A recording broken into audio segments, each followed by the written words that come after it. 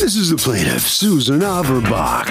She says she rented an apartment from the defendant for almost 2 years, and when she moved out, he refused to return her security deposit. He claims he's keeping it to repaint the place. The guy found the most expensive painter he could, which, by the way, is a friend of his. And she's not about to stand idle by and let the defendant out and out rip her off like this. She's suing for $1,295, the amount she's owed.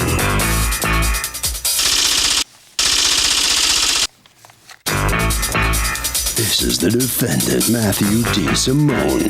He says the plaintiff gave him only 3 days' notice she was moving out. Painted the rooms in his apartment blue, yellow, and peach, and these are not the colors people want when they move into a place.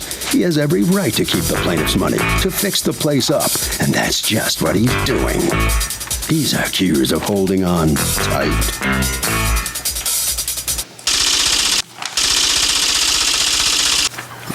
All parties, please raise your right hand. Welcome back to the People's Court. Next case on the docket. The plaintiff rented an apartment from the defendant and says that he won't return her security, but he's saying she painted the place some really weird colors. It's the case of Screw Hugh. Thank you, Douglas. Susan Averbach, you are suing your former landlord, Matthew DeSimone, for $1,295, $1,000 of your security deposit plus interest. Tell me what's going on. I rented this apartment approximately April of 2012 when I was married to my husband. Up front, Matthew wanted $2,000 first and last month's rent. That means $4,000 plus $1,000 security, which we paid him. And while we lived there, we were good tenants. The place was neat and clean. We were quiet. Matt was a good landlord, so everything was fine. And then my husband and I split, and he moved out in September of last year, and I moved out November 3rd. When I told Matt that I was going to be moving... Did you have a lease? No. Okay. So you were on a month-to-month? Is that accurate? Yeah. Okay. All right, so there's no lease, and you live where? Brooklyn. Okay, one of the 5 boroughs. And so you tell him that you're going to move out. What day do you tell him? Approximately October 28th. October 28th. You told him that you would be moving out when? On November 3rd. On November 3rd. Yeah. And what was his response? I asked him for my $1,000. No, what was his response to you moving out in 3 days? I didn't move out in 3 days. Okay, 8 days. What was his response to you saying, I'm moving out in a week, whatever it was? What was his response? Nothing? What was your response? I said, you're not giving me any time to, find a new tenant. Did he say that? It could have been. Okay, yeah. And then you said, well, that's happening because my circumstances and I'm... So I told him I'm moving out, and I apologized that I couldn't give him more advance notice because I had to pay rent for the new place on the 1st of the month. And then I asked him for a security deposit back, and I also asked him... Did you pay November rent? I paid yes, in effect. I paid $1,000 of my money, and then I used half of the money from the original last month's rent that I had paid up front. Honey, okay, stop. Did she pay October rent? She paid October, yeah. Did she pay November rent? No, she didn't. But she lived there 3 days in November? 3 days in November, yes. Okay. The last month's rent, quote unquote. She paid me up front when she moved in the apartment, $2,000 for last month. She split it. She split it for October. The original agreement was she was going to stay till December, the end of November. So she split her last month's rent between October and November. So did she pay $2,000 or $1,000 in rent? She would pay me. She would take from the original last month's rent. She would take $1,000 and give me a $1,000 check from her. So how did she use up the last month's rent? She used up only half of it. She used up $1,000 of it. How did she use up $1,000 of it? She would pay me $1,000 and he would give me $1,000 until he was out of the house completely. Then she gave me $1,000. So now October comes, he's out of the house. He's out. She says, can you use half of my last month's rent? So in October, you got $1,000 from her. From her. Plus, you technically dipped into the last month rent pool and paid $1,000. Yes. All right. And then when November comes, she did not take out of her pocket $1,000 from you. But there's the other $1,000. Yes, and I returned that to her. Oh, you returned it to her? I returned that to her, You returned that to her, but she was there 3 days in November.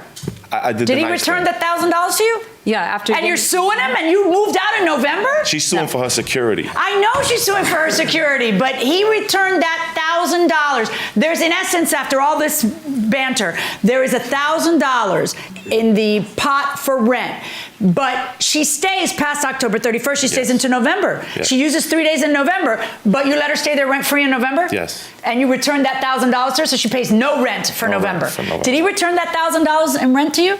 After he gave me a hard time, yeah. What planet are you living on? Okay. Who's more abusive, landlords or tenants? What do you think? I would say the tenants, Why?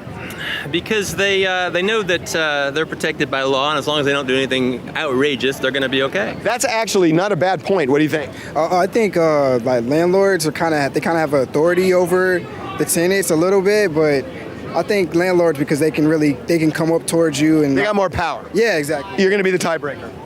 Tenants. I was a landlord, and I was a good landlord. It's definitely tenants or You more. got a lot of anger harbored there. I can feel it. I feel it going inside the courtroom. Do you understand that you spent 3 days living there in November? That everybody else, when they spend 3 days, if they start the calendar month, they owe the calendar month. So you not only shouldn't have gotten that $1,000 back, you should owe another $1,000 over that. But wait, it gets better. This lawsuit isn't even about that. Because you returned that $1,000. That's not enough for her. She wants the $1,000 security deposit, which you're keeping for a totally different matter. Why are you keeping the $1,000 security deposit? She painted about 3/4 of the house a different color, and I agreed. She asked me, could she paint it? I said yes. And I said, but when you move out, restore it to the white color. And did she? No, she did not. Okay. Now, these are pictures. Whose pictures are these? I took those pictures before I moved out, and he did not tell me I had to restore it to the white color. But that's the default position. That's when, if you're going to alter someone else's property, did you give her permission to paint? Yes, I did. You know, is there a lease, even though it's not a year-long lease? Is there anything in writing between the two of you? No. The default position, unless you can prove otherwise, is that you have to restore the person's property to what it was beforehand. I mean, it's not that it's a bad paint job, it's that it's colors that the next person may or may not like. Do you have a new tenant in there? Yes. Do they want it painted? I put it back to white. You already did I have it? a bill, yes. Okay, what did you pay to have it painted back to its original color? $1,100. How many rooms was it? It was 5 rooms, but he touched up whatever needed to be touched up. Yeah, but the touch-up part shouldn't be on her. Why does the touch-up part have to be on her? No, he had extra paint. He didn't charge me for that. Well, okay. Can you show me a receipt for I have a bill, an invoice. Yeah. Okay, and your response to that is that he never told you would have to repaint it back to its original color? That's one of my responses, yes. And what else? Okay. All the ceilings were left white. The moldings and door frames were left white. Some of the rooms were not such big rooms, or there were parts of walls. It wasn't like a whole wall because there were big openings or windows or doors. So it wasn't like 7 rooms. And my painter, who painted the original, what I painted over, gave me an estimate for $300. What did you pay your painter to paint originally? About $900. So why would he do it for a third of that now? Because not the whole thing had to be painted. And it was white. It didn't have to be careful of the moldings and No, door but frames. such a strong blue is going to take many coats to cover with a white. I know, because I've been through that already. But so, just so that I understand your lawsuit, it's $1,000 for the security deposit, $45 in interest. How do you get to the amount that you're suing for? Lost wages. Yes. You're suing him for lost wages? I had to come to court today. I don't have vacation time to take. I'm a new employee. What do you do? I work as a social worker in a home care agency. Do you have any proof of your wages, assuming that I would consider them? I can give you the number for the agency. Yeah, it's not how it works. All right, let's go over this. So if I've got this straight, at the end of October, you tell your landlord, I'm out of here. You don't move out at the end of the month. You stay 3 days into the new month. You pay $0 for rent for those 3 days, when he would have had a right to not just keep the $1,000, but sue you for the other $1,000, because once you spend 1 calendar day there, you owe the rest of the time. All right? But he returns $1,000 to you and gives you 3 days rent-free there. You've painted the place, but you don't repaint it to how it came to you because your answer is, there was nowhere where I was told I had to do that. And then you want him to take somebody's estimate for $300 to paint the entire house when the paint alone would be more than the $300. And you want your security deposit back after you've already gotten your $1,000 back. Have I got it? Yeah, verdict for the defendant. Verdict for the defendant. And after hearing that, the plaintiff steps out into the hallway right here. And what's your take on what you just heard from the judge? God is good. Right. That's all I want to say. It seems like you wanted quite a bit after you got quite a bit, and you wanted more, is what it seemed like. I have a different opinion. And he did not have to paint the whole place. And I did a paint calculator with one of the websites. It does not cost $600. It's about maybe a gallon a room, not 20 gallons. That was in the paint estimate.